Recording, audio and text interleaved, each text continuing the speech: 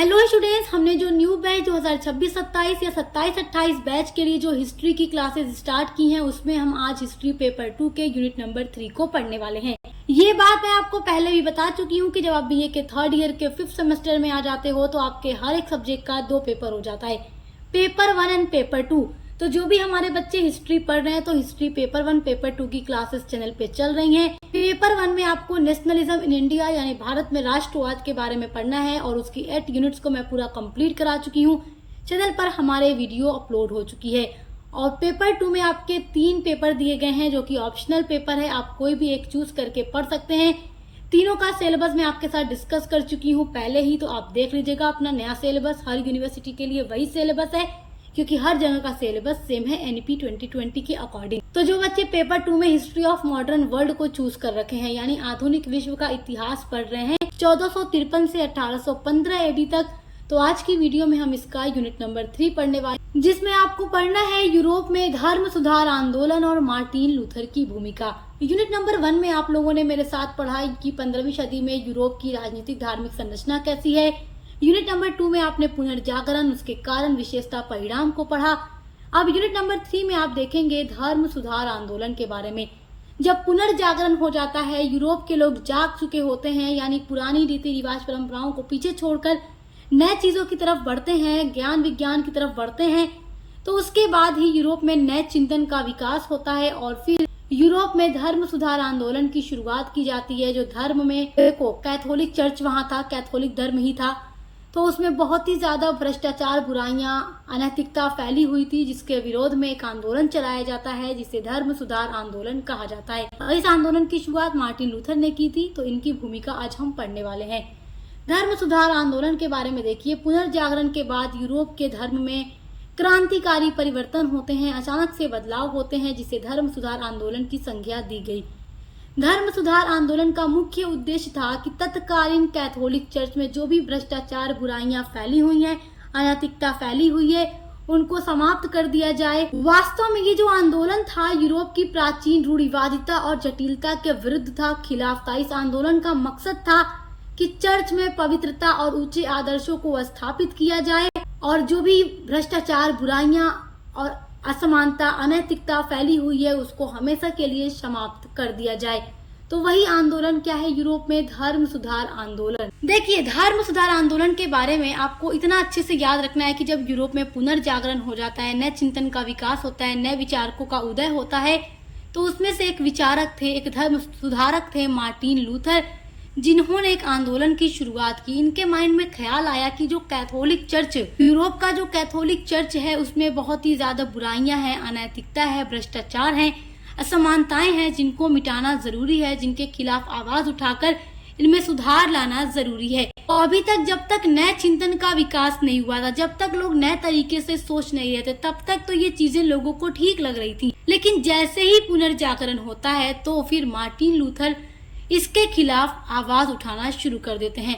तो Martin Luther जो थे वो जर्मनी के निवासी थे और इन्होंने अपने धर्म सुधार आंदोलन की शुरुआत जर्मनी, अपने देश से ही की थी। बाद में ये पूरे यूरोप में फैलता है, इंग्लैंड में फैलता है, हर जगह, हर देश में ये फैल जाता है यूरोप के। तो मार्टिन लूथर जो थे उनका जन्म हुआ था 10 नवंबर 1483 में। कहाँ पर हुआ था? आइसलेबेन, सैक्सोनी, जर्मनी में। ये जगह का नाम है जहाँ इनका बॉर्न हुआ था। और इनकी डेथ हुई थी 18 फरवरी 1546 यानी 1546 में। तो मार्टिन लूथर जो थे वो जर्मनी के धर्मशास्त्री थे और 16वीं सदी के धार्मिक सुधारक थे। धर्म सुधार आंदोलन की सफलता का जो श्रेय है जर्मनी के मार्टिन लूथर को ही जाता है। क्यों नहीं? क्योंकि उन्होंने ही इस आंदोलन की शुरुआत की थी। इन्होंने ही सबसे पहले कैथोलिक चर्च के खिलाफ आवाज उठाई थी। इन्होंने अपने कार्यों और अपने शब्दों के माध्यम से ऐसे आंदोलन की शुरुआत की जिससे ईसाई विश्वास में कुछ बुनियादी सिद्धांतों का सुधार हुआ। 1517 ईस्वी में मार्टिन लूथर क्या करते हैं कि अपने 95 शोध यानी 95 सिद्धांत का प्रकाशन करते हैं, पब्लिश करते हैं उनको, जिससे उन्होंने कैथोलिक चर्च की प्रथाओं को चुनौती दे दी। तो यहीं से 1517 ईस्वी से ही यूरोप में धर्म सुधार आंदोलन की शुरुआत हो जाती है। और यहीं से ये धर्म सुधार आंदोलन पूरे यूरोप में फैलने लगता है। मार्टिन लूथर जो थे उन्होंने खुलकर पोप का विरोध किया और प्रोटेस्टेंट नामक नवीन संप्रदाय की स्थापना की। देखिए, जब मार्टिन लूथर धर्म सुधार आंदोलन की शुरुआत करते हैं, तो जब ये आंदोलन की शुरुआत करते हैं तो इन्होंने एक नवीन संप्रदाय यानी नए संप्रदाय की स्थापना की, जिसका नाम इन्होंने प्रोटेस्टेंट रखा।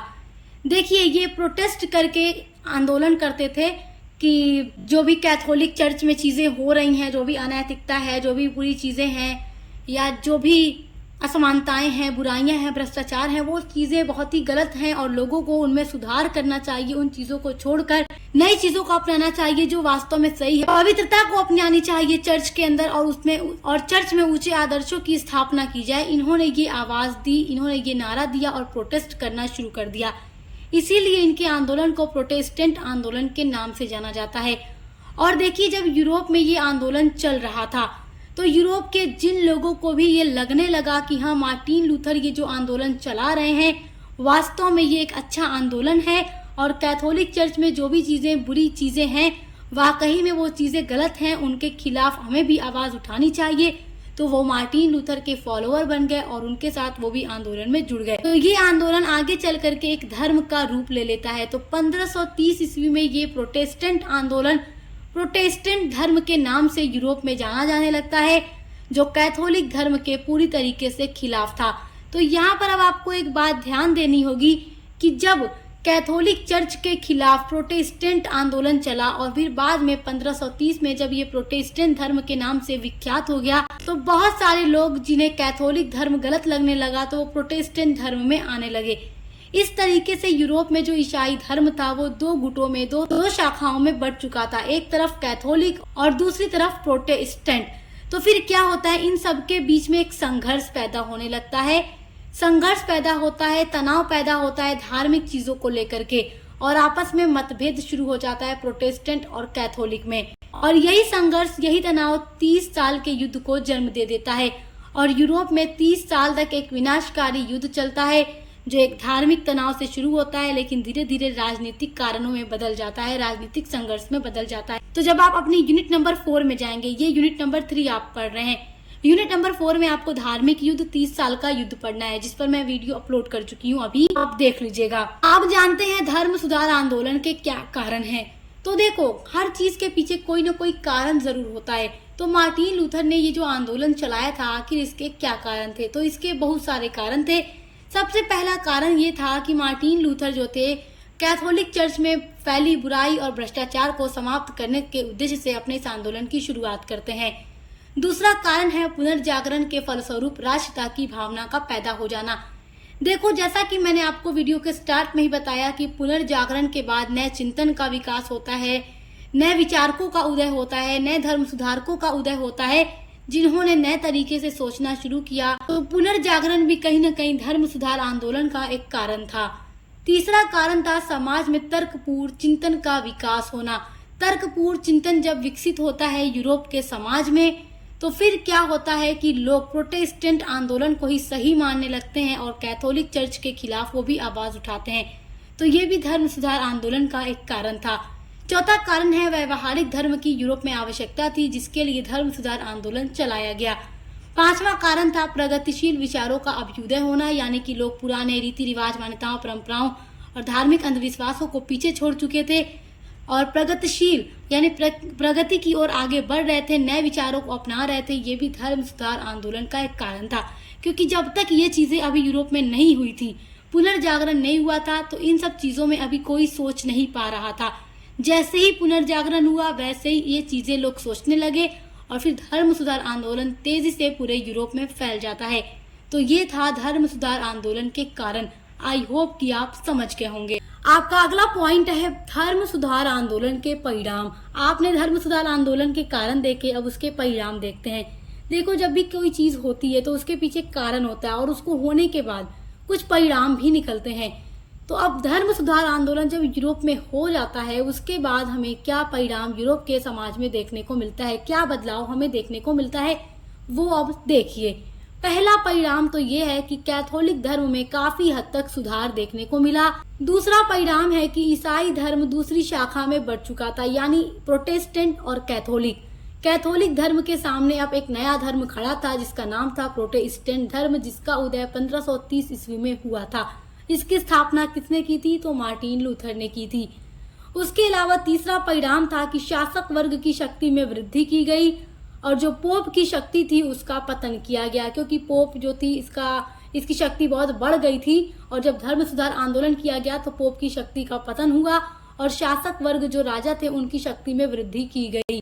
अगला परिणाम है कि चर्च में फैली जो भी बुराइयां थी, भ्रष्टाचार थे, उनको समाप्त करने के लिए पूरी कोशिश की गई और उसमें काफी हद तक सुधार देखने को मिलता है।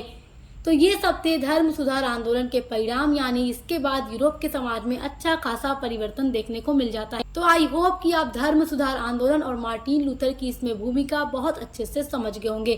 तो ये पूरा ही टॉपिक आपके एग्जाम के लिए इम्पोर्टेंट है, तो आप इसको नोट कर लीजिएगा अपनी नोटबुक में, क्योंकि एग्जाम में कारण परिणाम पूरा पूछेगा और आपको ये पूरा एक्सप्लेन करके लिखना होगा। तो आप तो समझ ही गए हैं, तो उम्मीद करती हूँ एग्जाम में लिख ही लेंगे। तो इसी तरीके से सारी क्लासेस चैनल पे चल रही हैं, तो विजिट कीजिएगा, सब्सक्राइब करना मत भूलिएगा। हम मिलते हैं अगली वीडियो के